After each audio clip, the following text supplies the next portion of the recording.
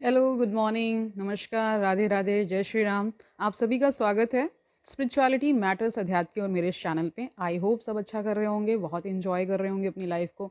Life में अगर आनंद नहीं है तो इस चैनल के माध्यम से आपको वो सब मिल सकता है जो आप जीवन में चाहते हैं।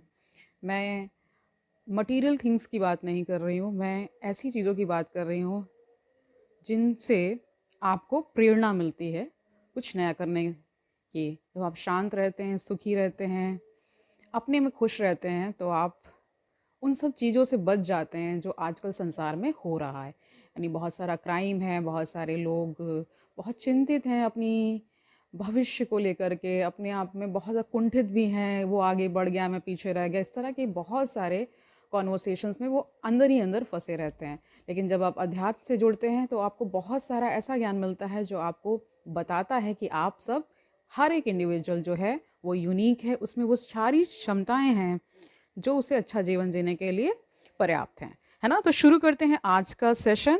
आज जो हम नया चैप्टर शुरू करने वाले हैं उसका शीर्षक है यह सिर्फ एक उपाय है।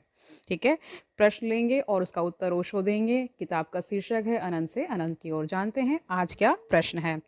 ओशो, क्या यह सच है कि सदगुरु जो कुछ भी कहते या करते हैं वह केवल शिष्य को रूपांतरित करने की एक विधि मात्र है? इसका उत्तर ओशो देते हैं। आप मेरे गेटअप को लेकर के थोड़ा सा हो सकते हैं, क्योंकि यहाँ पे नॉर्थ इंडिया में, स्पेशली लखनऊ में, बहुत सारी ठंड पड़ रही है। और ठंड इतनी है कि कम से कम बाहर निकलने में या अंदर भी बहुत ठंड लग रही है।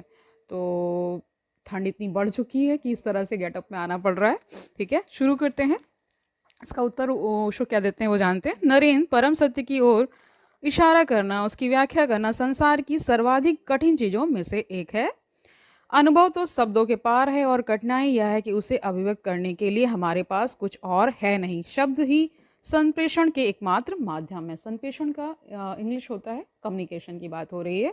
ठीक है, तो कह रहे हैं कि परम सत्य की ओर इशारा करना, उसकी व्याख्या करना संसार की, क्या कह रहे हैं, सर्वाधिक कठिन चीज़ों में से एक है। यानी सत्य की ओर इशारा करना, इस बात को अंडरलाइन कर लीजिए, इस बात को ठीक से समझ लीजिए क्या कहना चाह रहे हैं ओशो यहाँ पे।